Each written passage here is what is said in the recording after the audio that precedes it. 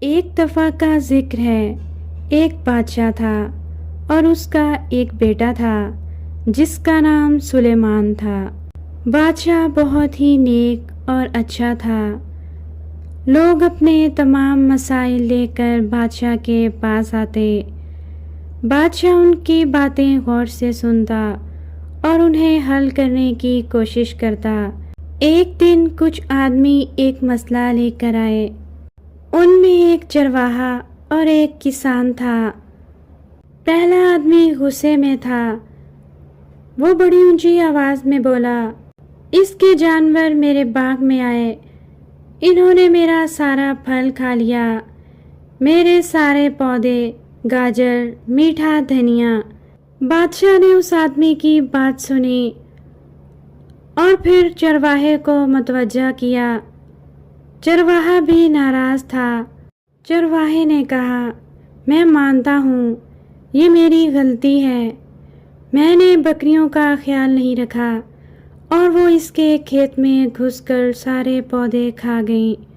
ان سب کی باتیں سن کر بھیڑیں ایک دوسرے سے باتیں کرنے لگیں۔ تمہیں میٹھے پودے یاد ہیں؟ تمہیں میٹھا دھنیا یاد ہے؟ او میرے خدایا، وہ بہت لذیذ تھا۔ بادشاہ نے سلیمان سے کہا، بیٹا تم تو جانوروں کی زبان سمجھتے ہو، تم بتاؤ یہ کیا کہہ رہی ہیں؟ سلیمان جو بکریوں کی باتیں سمجھ گیا تھا، اس نے ساری بادشاہ کو بتا دی۔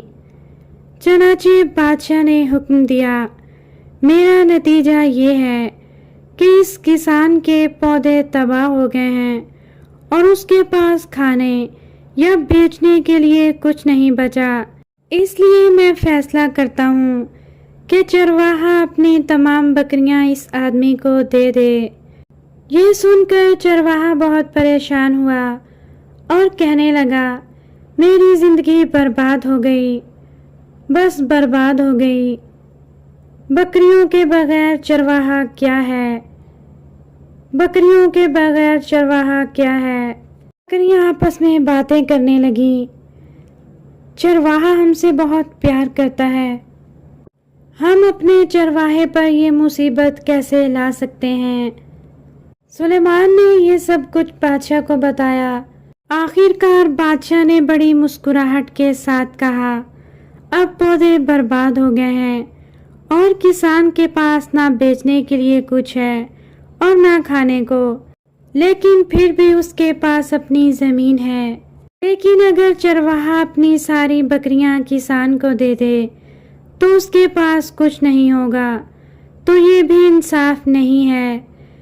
چرواہا زمین کی دیکھ بھال کرے گا، وہ بیج بوئے گا، وہ فصلوں کی دیکھ بھال کرے گا، اس وقت کسان بکریاں اپنے پاس رکھے گا اور ان کی دیکھ بھال کرے گا، اور جب تمام سبزیاں اور اناج دوبارہ اگ جائیں گے تو وہ ضائع ہونے والی فصل کی ادائیگی کرے گا تاکہ دوبارہ کام شروع کر سکے۔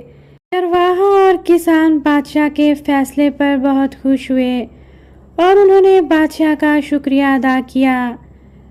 بکریاں خوشی سے یہ کہنے لگیں، باہ باہ باہ،